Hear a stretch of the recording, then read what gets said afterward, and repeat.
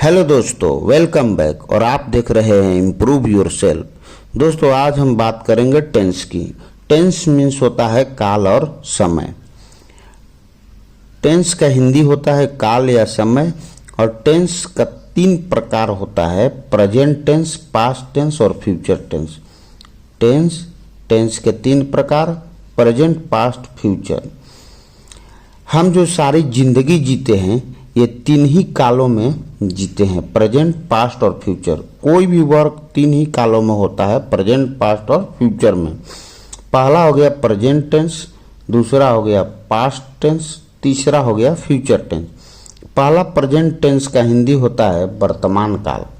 पहला हो गया टेंस मीन्स काल, तो प्रेजेंट का हो गया वर्तमान और टेंस काल हो गया प्रेजेंट टेंस, वर्तमान काल।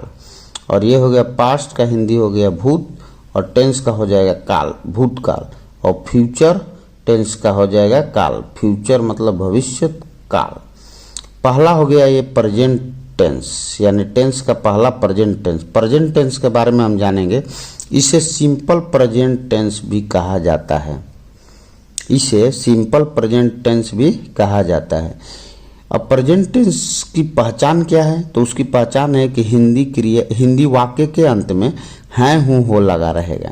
अगर हैं हूँ हो लगा है तो समझ लीजिएगा कि प्रेजेंट टेंस है, वर्तमान काल है। अब प्रेजेंट टेंस के चार प्रकार हैं, इसका भी चार प्रकार हैं। पहले इसका तीन है और फिर बारी बारी से हम जानेंगे प्रेजेंट टेंस। तो इसका चार है: इंडेफिनिट, कंटिन्यूअस, परफेक्ट और परफेक्ट कंटिन्यूअस। अब इंडेफिनिट है, प्रेजेंट का है तो present indefinite, present continuous, present perfect, present perfect continuous. यानी इसका विचार present indefinite, present continuous, present perfect, present perfect continuous हो गया। अब इसका पहला present indefinite, present indefinite tense के बारे में हम जानेंगे। तो प्रेजेंट इंडेफिनिट टेंस क्या है? प्रेजेंट इंडेफिनिट टेंस की पहचान क्या है? तो उसका पहचान है कि ताते ती लगा रहेगा, क्रिया में ताते ती लगा रहेगा। जबकि हैं हूँ हो तो प्रेजेंट का पहचान है, तो प्रेजेंट इंडेफिनिट है तो हैं हूँ हो तो लगा रहेगा लेकिन ताते ती लगा रहेगा। जैसे वह वहाँ रोज जाती है, यानी क्रिया जाना है उसमें ताते ती में लगा है, जाती है हूँ हो लगा है यानी प्रेजेंट का है, लेकिन ताते ती लगा है यानी प्रेजेंट इंडेफिनिट है। ठीक है। इसका स्ट्रक्चर क्या होता है बनाने का नियम? सब्जेक्ट, वर्ब, पहला रूप प्लस ऑब्जेक्ट। सब्जेक्ट जैसे वह रोज वहाँ जाती है तो सब्जेक्ट क्या हो गया इसका? ही। जाना का क्या हो गया? गो। वर्ब पहला रूप गो और फिर ऑब्जेक्ट जो भी कुछ बचा है जैसे देयर एवरीडे, यानी वह वहाँ रोज जाती है। अब क्या है कि गो में ईएस लगा है, तो ईएस क्यों लगा है?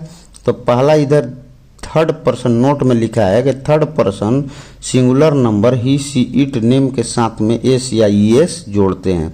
अगर वो थर्ड पर्सन का सिंगुलर नंबर है, जैसे थर्ड पर्सन का सिंगुलर नंबर होता है he, she, it, name. He, she, it, name जो है थर्ड पर्सन का सिंगुलर नंबर है।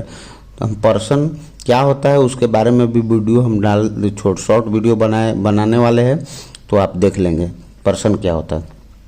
तो थर्ड पर्सन का singular number he, she, it, name होता है, तो उसके साथ क्रिया में एस यानी वर्ब में एस चाहे ईएस जोड़ दीजिएगा। तो एस ईएस जोड़ दीजिएगा तो किसमें एस किसमें ईएस? तो अगर वॉवेल होगा, अंतिम वॉवेल होगा अंत में, यानी जैसे जाना गो के अंत में क्या है? जी ओ क्या है? वॉवेल है। अगर वॉवेल है तो ईएस, नहीं है तो एस। तो she goes there every day, यानी वह वहाँ रोज जाती है। ये इसको बोलते हैं अफर्मेटिव सेंटेंस, स्वीकारात्मक सेंटेंस। जैसे वाक्य जो है ये सकारात्मक है। अब एक होता है इसी का नकारात्मक, निगेटिव। इसको हिंदी में मतलब नकारात्मक बोलते हैं, नकारात्मक, यानी उसमें नहीं लगा रहेगा। जैसे वह वहाँ रोज नहीं जाती है, तो इसका क्या होता है? सब्जेक्ट डू नॉट या does not plus verb, verb का पहला रूप प्लस ऑब्जेक्ट। तो जैसे बना लेंगे कि वह वहाँ रोज जाती है, जैसे ये बनाए थे तो इसमें नॉट लगा रहता है, तो इसमें डू नॉट डज नॉट का प्रयोग होता है। जैसे he she does not go there every day.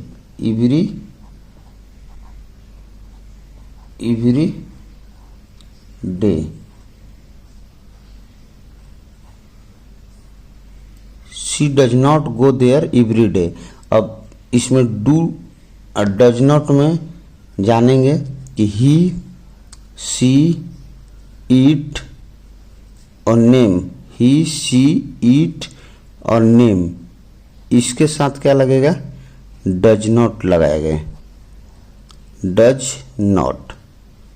मतलब ही सी ईट नेम रहेगा सब्जेक्ट, तो उसमें डज नॉट का प्रयोग करते हैं। सब्जेक्ट क्या होता है, वर्ब क्या होता है, ऑब्जेक्ट क्या होता है, इसके लिए भी मेरा एक वीडियो है, शॉर्ट वीडियो, वो जाकर चैनल पर देख सकते हैं।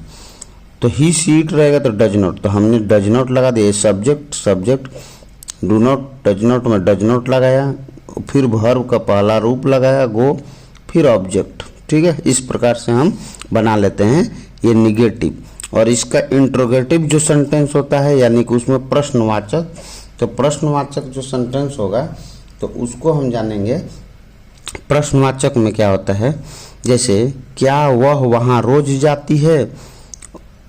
ठीक है, प्रश्नवाचक दो प्रकार से पूछा जा सकता है। जैसे वह वहाँ रोज क्यों जाती है, यहाँ कब, कहाँ, कैसे, ये क्वेश्चन वर्ड होता है। क्वेश्चन वर्ड से भी क्वेश्चन पूछे जाते हैं। तो क्वेश्चन वर्ड क्या होता है, इसके लिए भी मेरा एक वीडियो है, शॉर्ट वीडियो, जाकर देख सकते हैं क्वेश्चन वर्ड क्या होता है। तो क्या वह वहाँ रोज जाती है, तो इसको बनाने के लिए पहला दो प्रकार का है सेंटेंस, तो दो प्रकार से बनेगा भी। तो क्या वह वहाँ रोज जाती है, तो पहले क्या है, डू या डज, तो वह है तो डज लगेगा। ठीक है, तो डज। इसके बाद क्या है, सब्जेक्ट क्या है, सी। ठीक है, और फिर क्या है, नॉट रहेगा तो रहेगा, नहीं रहेगा तो वर्ब का पहला रूप। डज सी गो देयर, जैसे उसको बनाए थे, देयर एवरी डे मतलब होता है प्रतिदिन। एवरी डे का मतलब प्रतिदिन। और ये क्या है, ये मार्क जरूर लगेगा। कौन सा मार्क, तो क्वेश्चन मार्क जरूर इसमें लगाएंगे। ठीक है, तो वह वहाँ रोज क्या वह वहाँ रोज जाती है, तो इस प्रकार से बना लेते हैं। दूसरा क्या है, WH मतलब W और H से जो वर्ड स्टार्ट होते हैं क्वेश्चन वर्ड, जिसके लिए मैं बोल रहा हूँ कि शॉर्ट वीडियो है, चैनल पे जाकर देख सकते हैं। तो उससे स्टार्ट है तो पहले वही लिखा गया। तो क्यों का मीनिंग है वाट, सॉरी वाई। क्यों का मीनिंग होता है वाई। ठीक है, इसके बाद डू या डज, तो वह है तो वह में क्या लगेगा, डज, जैसा कि हमने पहले ही बता दिया है, डज, वाई डज। और इसके बाद क्या है, सब्जेक्ट क्या है, सी, सब्जेक्ट सी है। और फिर क्या है, वर्ब का पहला रूप गो, और फिर ऑब्जेक्ट जो है देयर एवरी डे।